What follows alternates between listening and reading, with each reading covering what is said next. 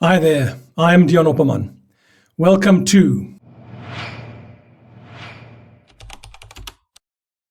where I unpack what it means to be a writer in the age of AI. In this episode, I have a chat with two well-established South African writers, Tina Kruger and Stiaan Smith, both of whom have written extensively for television and film. Two outstanding writers with whom I've had the pleasure and privilege to co-write on a number of projects. Let's jump right in. Stiaan, Tina, welcome to this journey. And thank you for joining me. Okay, now, It's a pleasure. where I'd like to start, Yeah, if I may, and feel free at any stage to interject or just put your hand up and join. Don't even wait to be asked, okay? And we'll keep quiet because of the Zoom cutting in and stuff. But sure. I'd like to ask both of you first, your evolution from the first moment, like late November, early 2022, early January 23, when the ChatGPT phenomenon happened, and then slowly but surely all the way until now, what your relationship with AI has been in terms of your attitude towards it, the people around you, what your journey has been, because obviously it's risen to enormous prominence globally. So you'd have to be living under a rock not to know at least that it's arrived. And I know that, there's been huge issues in Hollywood with writers protesting against AI and everything else, and other people enthusiastically embracing it and so forth. What has been your personal journeys with it? Tina, can I start with you? Yes, absolutely. I think, I work really hard. So it was really interesting for me to kind of feel the AI thing happening on the periphery and see that it kind of is infiltrating into certain spheres more than others. So I didn't really give it lots of thought in the creative space. And then I started using it in other areas of my career. Say, for example, where I needed to write a report for where I input specific data, and it assisted me to kind of write that report fairly quickly and accurately, and I didn't have the necessary errors and issues around that. So I felt, this makes sense on a certain level, but I was very hesitant to try it out in the creative space. I thought, I just don't think that'll suit my style, and I don't feel comfortable with it yet. But recently I started dabbling, and I must say I'm curious and hopeful, as to what it can mean in a creative space. But yeah, definitely more factual, and I'd say more, in a different space. I felt more comfortable using it than I had until recently in a creative space. And what do you mean when you say you're more hopeful about it in a creative space? When you say hopeful? I think it all depends on the application of it. I think there is room for it to assist me in my creative writing in a way that kind of stimulates my creativity, I think. I think that's basically what it boils down to for me at the moment. Great. Thanks, Tina. Stiaan. That's a cool way to phrase it. I was very excited about AI when it came out. I immediately started playing with it, like trying to do improv scenes was the first thing I tried to do. I would give it a role, and then I would play a role, and I would see how it could play along. And that was a lot of fun, and I was just blown away by its capability. But in the beginning, I very quickly realized, and I to this point, it still feels that way, that AI doesn't, from a creative perspective, it still has a lot of, it can't really help me write a scene. But what I really use it for is, and when it does, it doesn't have and that doesn't mean that it's not going to get there. But what it really helped me with is everything else. Like I used to write, and there's a lot of things that come up as you're working on a story. Often one of the big things is, I have to go research this thing. And AI was such a great tool for me to go, how does this work?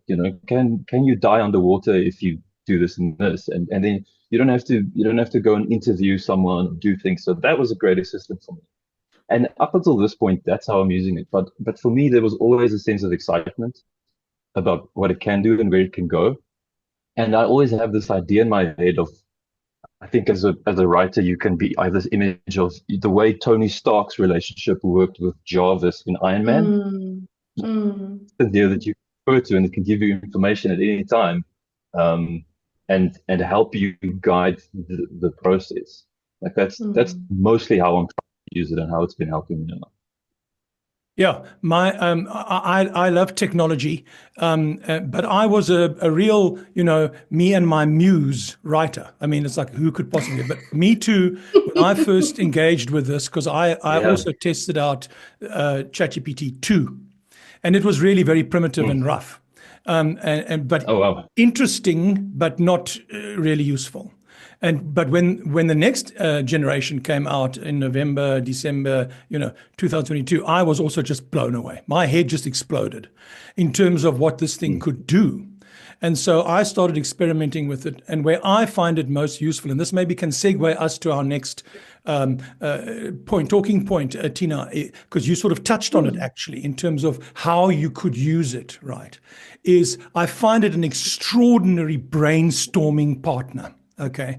My feelings are that with an AI, you have literally got a brainstorm team at your disposal, because the knowledge base is so vast and its generative capacity is so enormous.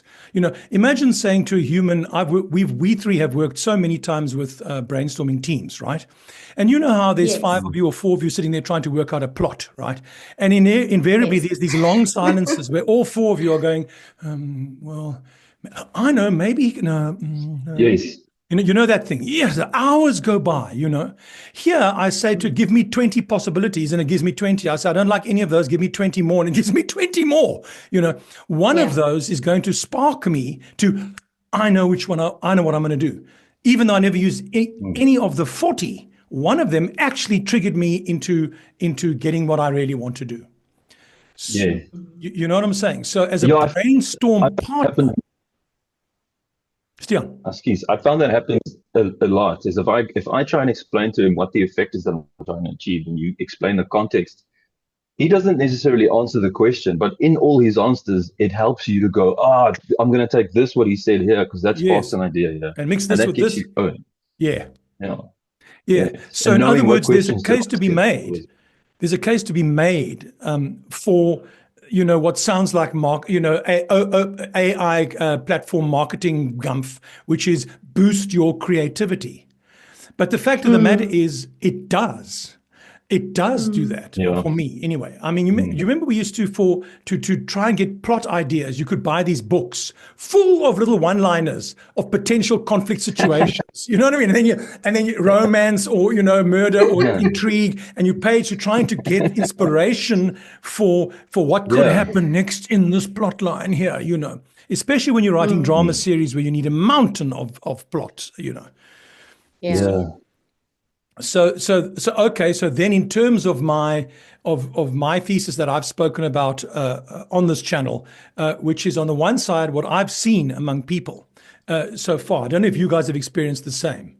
Is you got these extremes. You got the purists who are going, no, never AI. That's monstrous. It's like certain musicians go, I'll never use a backtrack, finished and clear. It's got to be pure and real and unplugged. And then on the other far side, extreme side, you've got what I call the substitutionists who say, no, I just want to give it a prompt and say, write me a cop murder mystery in the style of Mickey Spillane, blah, blah, 180 pages, and then there it is. And then in between there, you've got what I call the augmentors, the people who consider themselves augmented by AI to some or other extent. And it's a vast spectrum from just asking it to edit all the way to using a lot. Tina. Yeah. So I want to jump in there and just say that on the one side of the spectrum, I really don't see the creativity at all. So there's the purists, and what is on the other side, Dion? Substitutionists, because Substitutionists. you substitute yourself with the AI. Yeah. You absolutely substitute yourself, and I think it feels to me like that is where the untrained writer would sit. It feels like in the middle where the augmenter is, And the more augmenters there are and the more training for augmenters there are, that's how we're going to get to a point where the writers don't lose their own creativity. They don't lose their own authenticity in the writing, because I absolutely can see how substitutionists can write millions of books and scripts and put us all out of work, and everything's going to become so bland and so superficial, and like there would be no substance. And the purists, might struggle after a while just keeping up with the amount of work that is put out there. Where I think if you are able to hone your craft as an augmentor, then there's real benefit in working together with your assistant. I just want to ring a little bell because I was thinking about this yesterday in preparation for this discussion, and I think this is probably where most people are kind of having their little question marks and their yellow flags. One of my great learning opportunities as a writer was to be an assistant to Dion Opperman and to sit under your watch and to really absorb how you actually process through these things. And I was thinking, if I now opt for an AI to be my assistant, would there ever be that skill transfer to someone else who would be the next person, to take over? I think maybe that's something that we can talk about a little bit later. I'm like jumping the gun now, but that's definitely something that's come up for me as how are we going to train the lineage of writers if our main assistant now becomes the AI? I think the question needs to come from a place, because every time I ask myself about like the ethics of it, or how does it work, or how's it going to serve society, my mind goes to, I feel like we have to ask ourselves, what's the point of art?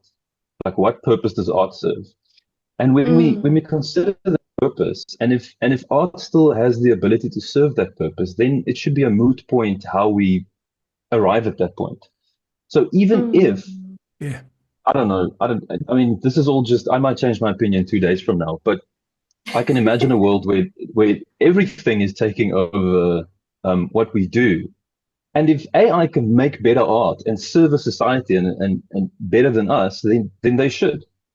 Or at least, I think art is to serve an artist. You're never going to be allowed, you're never going to be stopped from making art. So if you do it for your own personal reasons, for health reasons, for whatever the way that art can satisfy you, you can do that. But if you are worried about, sure, there's the aspect of compensation. But I don't think we're taking away from anybody else if you use AI to help you. And if you do it in a way that serves the viewer, what does it matter how you did it? What does it matter if you have backtracks to your music, or those things? But I do understand that the fear of people going, I don't feel like I can compete in this market. And there's a lot of fear that runs people in that. And that has to be addressed, because I think, but that problem isn't an AI problem. That's the way the market and the way the world works. And so I think we're blaming AI for another problem, and people's fear are actually pointing or originating from something else. Yes. I'm so happy that you brought up the fear-based response, because I think that is what is driving the majority of the kickback and of the people going, no, wait, because they're not informed. They don't know where the augmenter status is on the spectrum. They think it's either this or that. So they haven't tried enough. They haven't explored enough because they are too scared of the producers or the broadcasters or the legislation that's coming or whatever. Like, they're just too scared to try. And again, back to the education bit, if you're not trained on how to do it, you won't probably ever get it better or right, because AI itself doesn't know what to do unless you prompt it correctly. Am I right, Dion? Yeah, well, yeah, absolutely. I mean, who knows where we'll be when there's AI general intelligence, and super intelligence. But at this point in time, certainly. And what you're talking about here is what they refer to as the human in the loop. So there's, so people, some people are, it's a us or them, they've got a us or them thing going with AI. But there's also the idea of co-intelligence, meaning that it's an intelligence that works with you. It's a co-intelligence which I see in the future eventually so fusing into you. Where is the line between you and your smartphone at this point in time? Actually, you know what I'm saying? Where do these apps end and you begin? You know what I'm saying? Where does TikTok end and the person begin eventually? You know what I mean? So that idea of co-intelligence first and foremost starts taking away. If you get away from that fear, then you start getting to the point where the human position is still acknowledged there. And yes, the AI, AG, the artificial general intelligences, and they can carry on and do their thing. But here's a product from a human AI co-intelligence arrangement. And so, because the metaphor I always use for people who go, no, never, oh no, that's scary, it's going to destroy our lives, is I go, well, let's take hunting, for instance. So when humankind needed to hunt, right? So they started doing that with stones and sticks, and then they sharpened the sticks into spears. So that those things went further. So and were more lethal. So that really upset the stone throwers. They went, no, we're going to be put out of business. So, but the fact of the matter is that the spear was more efficient at bringing down a mammoth than a stone, unless you could lure it into a ravine and throw huge boulders on its head. Okay, so, and then of course, eventually that spear got replaced by the bow and arrow, which could send a smaller spear even further. But notice we were still hunting. So what you're talking about is efficiency. And what are artists? What are writers for me? A writer is a hunter of words and ideas, which I go and capture from wherever, and I put them down in a sequence, and I feed the spirit of my audience, right? So we are still hunting ideas to feed our audiences. And so why not use a piece of technology that helps me shoot even further to bring those ideas to my audience, which links up with what Stiaan was saying. Another thing just worth mentioning for me is I think a lot of people feel like the state of the quality of stories that we're watching at the moment is to a large extent sausage factory and superficial. The resistance of AI is quite ironic in a sense if you think that it might actually improve to an extent where stories actually become valuable to a society. And I'm not just talking about our industry. Any Western content that I'm used to has become very oversaturated with very low quality content that doesn't serve the purpose that I believe story needs to serve. And I think AI will actually help with that and actually help educate people again in a way that stories do. And I don't mean educational content. I mean the way that stories instill good fundamentals and prove the idea behind principles and good principles. And I think AI will help us steer that ship back to a healthy place. Well, Tina, you've experimented with some AI. Did you find? Certainly, I found that if you prompt correctly, you find yourself working harder than you would have worked. No, it's not. You think deeper. Did you have that experience? Absolutely. I think one of the most profound experiences for me was,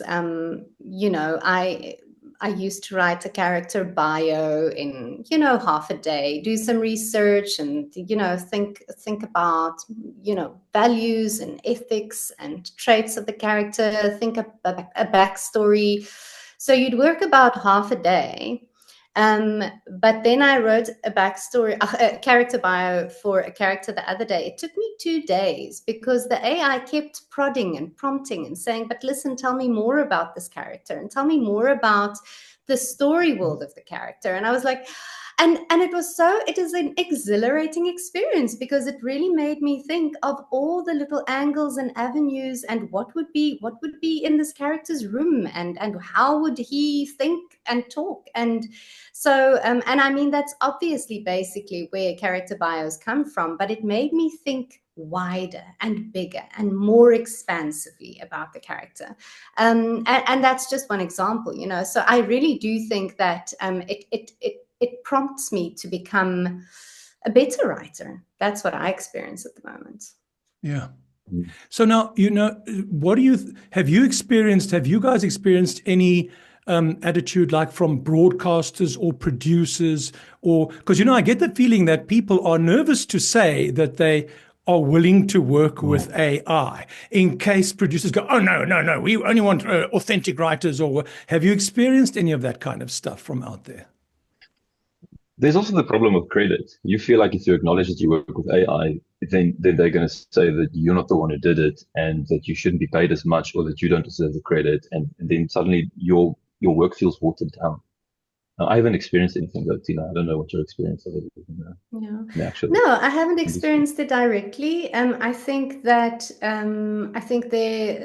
there are globally. I've been invited to some discussions and I've attended some webinars, and I think there is a global hesitation around it because it's so new and it's advancing at such a pace. Yes. That the laws are just not in place yet. So I think there are guilds all over the world trying to figure out what to do with this thing that is happening so fast. But I haven't experienced it personally. I think transparency is very important. I think writers working with AI should be able to have these discussions with their producers and with their broadcasters. I think more discussions like these should be happening on various platforms. I don't think it should be a hush-hush situation. I think it should be open. And the last thing that I think, or what I have picked up in these discussions, is that a great majority of writers really do feel that the fact that AI is built upon the intellectual property and copyright of millions of other writers out there makes it an ethical, sticky place to be in. So people want to veer away from using it entirely and put laws in place not to use it entirely because all of our IP and copyright is at stake. And I think it's a valid point. I just don't think it's necessarily going to stop AI from creeping into our world.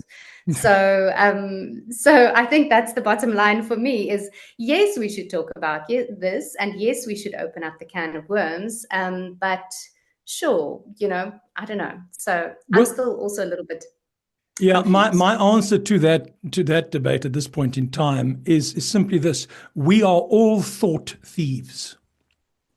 When you write, you bring to bear every article, every book, every life experience, story you heard from someone else that you had no permission from them to use in your thinking, right? Which is also fed into so we are also all a compost heap of everything we've read and seen and heard, right? And that we use there. So the AI is the same. You're not going to be able to stop that, I don't think. I don't see how that's going to stop. Also, the benefits are just too enormous. It's just not going to happen. It's like the Luddites in the Industrial Revolution, when the automated weaving came in. They could then feasibly have said, well, these guys have stolen the concept of weaving. They're using techniques that we used in weaving when we were doing it by hand. It's got the, shuttling back and forth, and that's what we do by hand. They've stolen the copyright, our IP. We, the cottage weavers, worked this out, right? Well, yeah, but it's weaving. Who owns the principles of structure in storytelling? If you've read enough books on screenwriting, you will see that they all say the same thing, and all they do is invent new language words for the same thing. You know what I'm saying? So the turning point will be called the inciting incident, or the whatever. They just invent a new word for, for Aristotle, beginning, middle, end became act 1, act 2, act 3. I mean, what does that mean? Shakespeare does 5 acts. So for me, there's these fundamental principles. Everybody is actually a copyright thief. Everybody. It's interesting how we're going to have to see how this plays out. But my gut feeling tells me, like, when it happens, we'll know. But my gut feeling really tells me that it'll be very hard. The good writers that's working with AI will still be the better writers than a bad writer. You have to ask the right questions. It's about the questions you ask the AI. It's about coming to it with a unique perspective on life and trying to figure something out about your own position in the world. And that then prompts the AI. And it's so true what you're saying about I mean, this is forcing us to start asking the question, have I ever had an original thought? You know, and and and when you start looking into that, you start realizing the silliness of questioning AI. As long as you credit it, I would add, as long as we have to credit and say, and I wonder if in future there's going to be these little AI writing teams where it's a guy and AI, and he starts having like a team name as the team that built this project, Yes. and where you're an individual pairs like Iron Man and Jarvis, kind of thing. And I also wonder if there's going to be a movement where a video or a film you would see it says human made or something on the label, so that people can go, oh, I prefer something that wasn't written. You'll have like categories. Yes, I think you will. Yeah. It's like, and I did an episode on my channel here called, in which I was dealing with untouched by human hands. You know what I mean? Because when I was a kid, stuff that was made because of the coming out of the Industrial Revolution into the 20th century and all that stuff, the big deal was that food was now processed in factories. So it was all very clean and pristine and put into a can. So the big claim was untouched by human hands, you see. Oh, well, there we go. That's better, hey? And now we're moving into an era where they're going to go touched by human hands, Yes. That's great. But I think also, Stiaan, to your point, is that, it takes about a generation for anything to become ubiquitous. About 25 years, always, for it to become just absolutely ubiquitous. And Sure. what I think you're going to see going forward, because I'm sort of moving towards the end of our chat now, so I'm going to wrap. I'll start by saying where I think it's going. And I think that there will come a time where whether or not you acknowledge that you used an AI is moot, because it will be assumed that you did. Who doesn't? Yeah. AI's in everybody's lives. And so, truth be told, it becomes then the human in the loop. How well do you interact with this powerful machine? How skilled are you? And I always use the metaphor. A doctor talking to a medical AI, a medically fine-tuned AI, a person trained in medicine is going to have a much more fruitful interaction with that machine than me, I don't even know the Latin names for the diseases. You understand? I wouldn't know what to tell it, and I wouldn't even understand its answer. And just so, an unskilled writer will not even understand when the AI is making a garbage suggestion or a good suggestion, and why it's a good suggestion. Yeah. I agree wholeheartedly, Dion. And I think for me, that is the point, is we should endeavor to also upskill producers and guild ambassadors and people out there, so as to what exactly does it mean when you have the tool in your hand. Yes. Because if you are skilled, then you will not provide nonsense. You will not, deliver scripts that are written by AI. You will deliver scripts that are written by Tina using the strong tool of AI. And I think that is important for everyone to start understand, not just with at an arm's length say, no, we're not interested, or you shall not work for us, or you shall not, that kind of a thing. That's a very good point that Tina made about educating the people who work around it.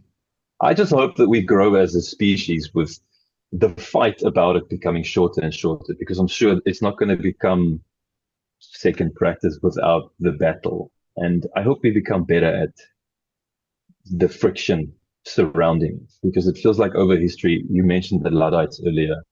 So it's like that turnaround time of beginning to understand why this works and why it makes sense. Yeah. I feel like it's inevitable that it's going to be acceptable. It's just this middle part that I hope is as easy as possible without friction. Yeah. Well, thank you guys very much for a very interesting chat. Really appreciate you coming. Thank you, Dion. Dankie, Stiaan. Bye. Thanks, Dion. Bye. I had fun talking. Thanks, guys. Bye.